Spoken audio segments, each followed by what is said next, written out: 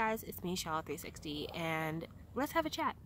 So I'm outside today because it's really pretty out. It's a super nice day and it's actually pretty warm for Colorado in January, and I'm standing next, or well, sitting next to a frozen pond, and it's actually really pretty.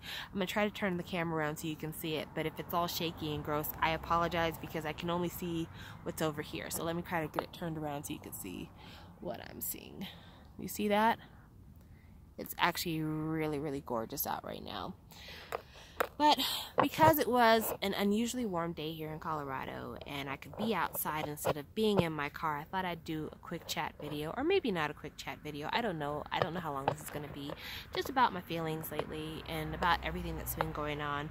The last video I did for this channel, I had all these plans about how I was going to come back, when I was going to come back, and yeah, I haven't made good on any of that, and I apologize, but life really got in the way. I moved to Colorado. I'm going to be changing apartments in about 2 or 3 months. I got a new job and there has been massive turnover at that job. In fact, my boss just quit last week. So yeah, it's been a lot. So I haven't really been able to do as much for the channel. Also, I had the K-pop Secret Santa that I was working on that just completed, so that was a thing. I also did Secret Santa for the photo card for him, so I had a little bit of planning for that. And then to top off an already hard year for me, Jonghyun passed away. So plans, what are plans? So at this point, you know, I still hold out hope that I can get back to doing the things that I promised I would do, that I said I would do, but at the same time, I don't know, man. I don't know. I almost feel like it's a fool's game for me to even make plans at this point, but I wanted to chat with you guys because, you know, in the wake of Jonghyun's passing, I've had a lot of thoughts about second gen, a lot of thoughts about K-pop, a lot of thoughts about, you know, just everything in general and how much has changed since I've been on YouTube, since I got into K-pop, and I want to talk about those things. Rosario posted on Twitter about how she felt like second gen was kind of winding down, and I had responded with the tweet that I felt like second generation was over. And I know that that sounds callous and cold, maybe, if you didn't understand where I was coming from, if you didn't live inside my head. But I'm not saying second gen is over because I don't feel like they are not entitled to popularity, or they don't deserve successes, or they shouldn't come out with music. That's not my intent at all. More that I feel like the people who made up second gen, they're in different headspaces. They're in different phases of their career. They're different people than they were when they started. I mean, second gen, you could say that probably started in about what? Let's just go back 10 years. No, let's go back 2005. I'm going to be 2005 to be generous because I want to give credit to Super Junior and TVXQ. So I'm going to say 2005. I don't know anybody who's the same person they were in 2005. We're all extremely different. Some of y'all were toddlers in 2005. So for them to stay the same is unrealistic. For them to do the same things they did back then is unrealistic. Change was inevitable, and so that's not something that I begrudge. I'm happy that 2018 started out with all of this news about all the couples that have come out and all of the second gen hookups that are going on and how everybody's kind of moving into that new phase. But with that being said, you know, with those changes, you kind of have to go ahead and put, you know, a cap on that. You kind of have to go ahead and mark that time period as being an era that's gone by. And, you know, if I had to put a date stamp on it, I would say the second gen officially died with Jonghyun. Only because second gen will never be the same. I mean, it's the first loss of that kind that we've taken for second gen, even though we did lose Ladies Code, but I don't necessarily consider Ladies Code to be second gen. I consider them to be third gen. But yeah, we lost Jonghyun, and it was a huge loss for second gen. And I think that it probably caused a lot of idols that he came up with to reevaluate what do they want to do moving forward. Where are they going to be from here on out? You know, what's really the priority? And, you know, it's no secret that, you know, second gen has been dealing with, you know, group disbandments, non-renewals, people leaving groups even though the group is trying to go on, groups having to rebrand because they left labels. Like, those things are not secrets at all. But along with that, it's just, you know, they're older people. There's women who want to be mothers or want to be, you know, business people or want to move from singing into acting. There's men who want to get married. They're looking at enlistment. Like, everything is changing. They're not coming back as often as they used to. They're not really winning music shows like they used to. They're not doing as many CFs as they used to. Everything has changed. And there's nothing wrong with that, because when you think about it, change is inevitable. And also, third gen needs to have its time.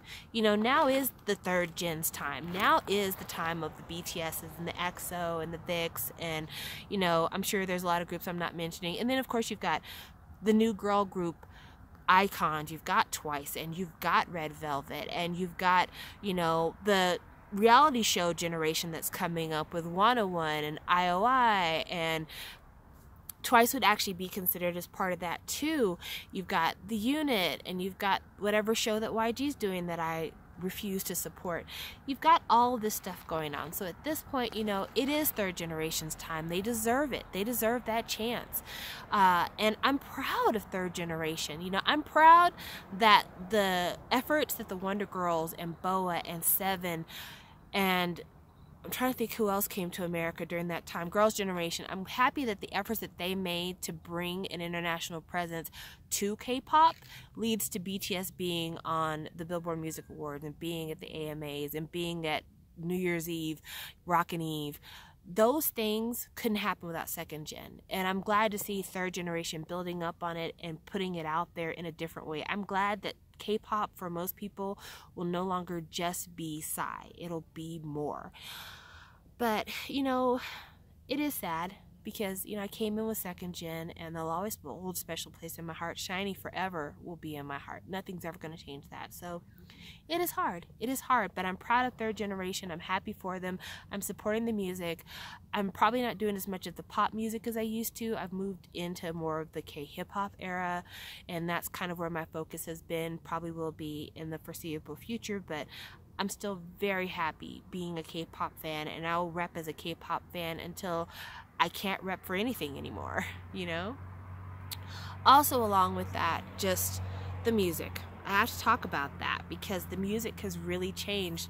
You know, I don't know how to describe it, and I don't even know if what I'm saying is nonsense to those of you out there, but I feel like K-pop in second gen really held a space between Western pop and J-pop. Like, it was a great amalgamation of the two. Their MVs were creative and just, I don't know, it was like nothing I'd ever seen before, but also familiar at the same time. And I think with third gen, there's still a little bit of that here and there. Like, Luna Chu, that song, Heart Attack, that's very much kind of that same feeling that I had from second gen K-pop, but I feel like third gen really is trying to prove that, like, they can make Western music and they can make it just as good. And I don't doubt you. I absolutely believe that you can, but some of that uniqueness of K-pop is starting to wear away from me. Like, it really is kind of more, we want to see exactly how Western we could be, and I mean, I'm still here for it, but I would like to see something a little bit different from the pop side of K-pop. The K-hip-hop side,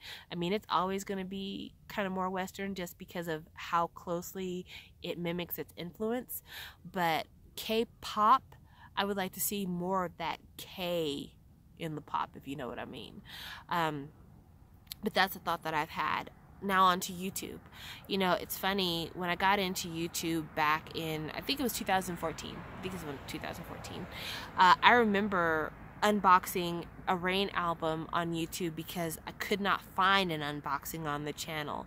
And now, like, everyone and their grandmother has an unboxing channel. Like, as soon as an album comes out, a day later, if not sooner, there's an unboxing from K-Town For You, or somebody has gotten the album overnighted to them, so they've got it and they're ready to unbox it right away. So, you know, nobody can be the first anymore, or if you are the first, you spent a lot of money to be the first.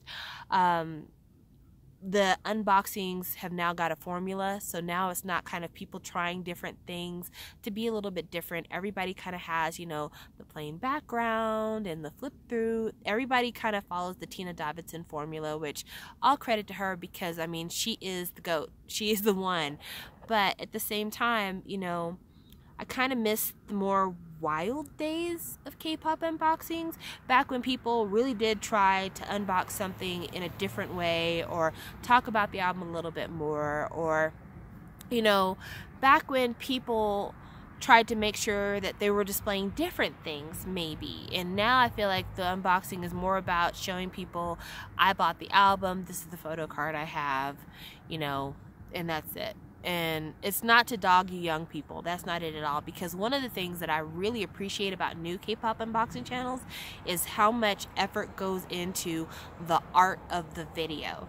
Like, some of these videos are edited as if they were done in a studio somewhere. Like, they look really good, and the background music is wonderful, and everything is crystal clear, and it's very artistically done. An example of kind of that bridge between old unboxing and new unboxing would be Sofa Trash. Like, I look at her channel from where she started and where she is now, and it is completely different. Like, everything is much more professionally produced, everything is much more beautiful and kind of Instagram Tumblr-y, and I mean, the production values are way bigger than they were when she first started her other channel, because she changed channels. But I kind of miss that roughness, you know? I kind of miss that off the cuff. Only because I felt like that off-the-cuff style led to a lot of people feeling like they could do it. You know, a lot of people would see you filming with your handheld camera and having to put it down to flip pages, and they're like, well, if that person can film on a potato, I can film on my potatoes. So, yeah, I felt like the barrier to entry was very low. Whereas now I feel like, you know, you need a MacBook in order to be able to start with your editing suite and then to keep going from there. And I would just like to see something different. You know, I don't know what the next different K-pop thing is. It may not be unboxings. Maybe now it's going to be the K-pop concert vlog, where somebody has an entire channel dedicated to going to every K-pop concert in their city. You know, but even that has a barrier to entry because concert tickets are not cheap, you know, and not everybody lives in a city that gets a lot of K-pop too. Like, you know, I live here in Colorado Springs. There's not a bunch of K-pop concerts coming around here. You know, if you're in Dallas, you get a bit more. If you're in LA, you get a ton more. But, you know, not every city is blessed like that. But I would like to see what the new kind of Wild West of K-pop YouTube is going to be. I'm excited for that. But I know it's not reactions. I know for damn sure it's not reactions, and I would really appreciate if the proliferation of reaction channels would stop, because I'll be honest with you, it feels exploitive as a fan. I feel like there's a bunch of people who don't give a fuck about the music, but they see how hot BTS is and they decide to start channels, and it makes me feel like new fans are being tricked into thinking that this is a quick way to get YouTube famous. They're tricked into thinking that these people care about the genre, and they're tricked into thinking that some of the ignorant things that these people say and do is what fandom is about. Whereas the people that I've been following for years, people that I was following before, you know, K-pop became what it is currently, those people are invested. When they're doing reactions or when they're doing reviews, they're talking about the trajectory of the group and how this comeback relates to the last comeback, which relates to the debut. You know, there's a lot more thought and a lot more research and a lot more care in the channels that have been around for a while, whereas the new channels, they're all about, you know, wilding out, cooning, you know, trying to be exaggeratedly excited about a genre that they really don't care about. What they care about are the clicks and the views. And so, I mean, there's a few out there that have been killing it for a long time that, of course, I follow. You know, Tuminjin Jeonki, Forever, JRE KML, which I'm glad he's starting to bring KML back into the videos because I missed her in the videos. I love their interaction. Like, that was really what made that channel special for me in the beginning. You know, so there's still reactors out there that I trust and that I like and I continue to follow. But these new reactors, I'm so tired of the new reactors feeding into something that has been another thing I want to talk about, which is that K-pop fandom beef, where you have reactors who only react to BTS, or only react to EXO, or only react to Twice. And, you know, this kind of only fandom thing, that is something that third generation has really made awful about K-pop for me. And that's another thing that I miss about second gen. Second gen K-pop had its faults. The way that people treated Girls' Generation, when they first debuted, that shit is sad. When you look back on it, that shit is sad. You know, fans of 2PM were not nice to the girls. Fans of a lot of different fandoms were not nice to the girls. A lot of 2Gen artists had to deal with a lot of hate for, you know, missteps. Hell, before Jonghyun passed, back in 2010 or 2011 that he had the Shin Se-kyung scandal with the dating. Now you have idols getting married. Back then they wanted to kick him out of SHINee for dating. So I'm not saying second gen was perfect, but there was always space for multi-fandom fans. Like, you could be a Son, but you could also be an elf. And people didn't make it seem like you could only be a fan of one or the other, because our idols interacted with each other so much. If you looked at old variety shows, you would see where, like, the idols were constantly doing things together. It was really a close-knit community for them because they spent so much time together on music shows and backstage at, you know, different variety shows and competitions. So being a multi-fandom K-pop fan was expected because your favorites were friends with these other idol groups. Now it's like people look at you as if you're a fake fan if you like both BTS and EXO, and that's crazy to me. It's crazy to me because this K-pop community, group, whatever, a lot of us can't even talk about this with our friends, with our family, and now you're saying I can't talk about this on the internet? Like, that's ridiculous. And it's one of the things that also has pushed me away from K-pop. I would have loved to have called myself an ARMY. I really would have, because I've said it before, but, you know, it used to be SHINee and then MBLAQ. Now it's SHINee and BTS.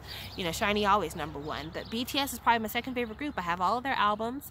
You know, I've bought a lot of stuff from them. I even have most of their Japanese discography. And for me to support them the way I do, but then feel like I can't call myself an ARMY because I don't want to be associated with both the negative things and the positive things. You know, I don't want to be associated with the people who are saying horrible, gross stuff about EXO. I don't want to be associated with the people who give death threats to companies who say something wrong about the group, even though they're wrong for saying bad things about BTS, because some of the stuff they say is racist and just downright tacky and gross. But I don't want to be involved with a fandom that says, you know, you deserve to drink bleach because you said this. So, I mean, it makes it hard to be the fan that you want to be, that you really want to be. And I don't understand why there isn't room for everybody. You know, SHINee's had plenty of music wins, but so has Infinite, so has Beast, now Highlight. You know, and we were all proud of each other for the accomplishments that we made. But now it's like, if one gets a Daesung, then the other one has to get this. If one gets a this, one has to get a that. And it's a constant back and forth about who is the best, who is the most, who's the king, who's the queen, whatever. And I really hate that. I really hate that, because you're taking an environment that was a very encouraging and welcoming environment for people who needed that, and you're turning it into something that's making people feel depression, making people feel uncomfortable, making people feel isolated, making the fun come out of this. And I'm saying this from the bottom of my heart, because I've said it so many times, but from the bottom of my heart, you're affecting real people. I know you're behind a screen and a username, and you feel like, you know, it doesn't matter because, you know, my avatar and everything is fake, so what I'm saying is going to another fake avatar or whatever. But behind that thumbnail of Baekhyun is a real person with real feelings, and they're taking that shit to heart. And so I personally have a problem with that aspect of fandom nowadays. But I don't want to end on a negative note, because that's not what my ministry is about. I want to end on a positive, and on a positive note, I'm really looking forward to music in 2018. Dean's got an album coming. I'm sure Crush will probably have something coming. I ordered a whole bunch of K indie music from G Market recently that I'm so excited to show you guys on my other channel, but also because I'm excited to explore more about K hip hop. I bought the Off on Off album, I bought the Milk album, the PH1 album, I bought the first PJ Walking album, I bought Sumin's album, I bought Rad Museum, and I bought Sick-K's album. So I got a lot of K indie stuff I'm listening to. Of course, when Dean's album comes out, I will get that immediately, and I'll try to do an in-depth review. Yeah, that's kind of where I'm headed at. But I look forward to seeing what's going to happen with Infinite's new album. Honestly, I don't call myself an in spirit by any stretch of the imagination, but I always look out for them because, you know, the relationship between Huyen and Key has always been very special. So, you know, I can't wait to see what happens with them. I'm so glad that Super Junior came back. I'm looking forward to seeing what's going to happen with Highlight. I'm looking forward to seeing what's going to happen with Twice. I'm looking forward to seeing more of Red Velvet. Perfect Velvet was the best album of 2017.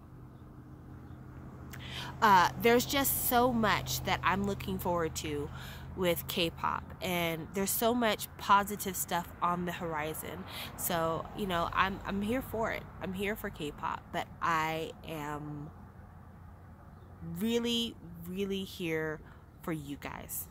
I hope that 2018 is a year that we can all put aside a lot of the bullshit and really start working on changing our lives. You know, one of the things that I took away from Jong Yin's passing is that you've got to do the things that you want to do while you have the time to do them. I've seen SHINee twice as a 5-piece. I saw them at the fan meet in Dallas, and I saw them again when they took SHINee World to Dallas. And I spent a lot of money to do it. And at the time that I was spending the money, I felt ashamed of telling people I was spending the amount of money I did on these concerts because I thought they would judge me for doing this because it seemed outrageous. But now, hindsight being 2020, I would have paid twice that much money to see them again, just because I will never be able to see that group of people on stage again. And so in 2018, I'm going to go visit friends. I'm going to fly to LA at some point this year and go visit Mason and Alex and Rosario. I'm going to fly to New Jersey and I'm going to meet with Jade, and hopefully I'll be able to meet with Keisha. I'm going to probably end up flying to Dallas to see Tarian again, and I might end up talking with the Ashleys at some point. You know, I would love to meet Sana if I make my way further south. You know, I'm gonna do these things. I'm gonna do these things because life is short. You never know what's around the corner. You never know what's around the corner for the other people in your life as well. You know, whether it's my life that takes an unexpected turn or my friends. I want to do those things. I want to do those things because I have the opportunity to do them, and because the people who have been so instrumental to making me happy over the years, I just want to have a chance to like let them know in person, you've meant a lot to me and I'm very grateful for your presence. So yeah, that's 2018 for me. That's what I'm looking forward to. I look forward to enjoying more beautiful days by a frozen lake. I hope to look forward to enjoying more beautiful days by a non-frozen lake. I look forward to listening to more K-pop, making more videos, watching more dramas, making more friends, but most of all, I hope that we will all get a chance to see 2019 together as well. That's the goal. That's the goal. So with that being said, thank you for listening to me ramble for 23 minutes. Maybe you should watch this in increments. And yeah, you guys take care of yourselves, and I will talk to you later. Bye.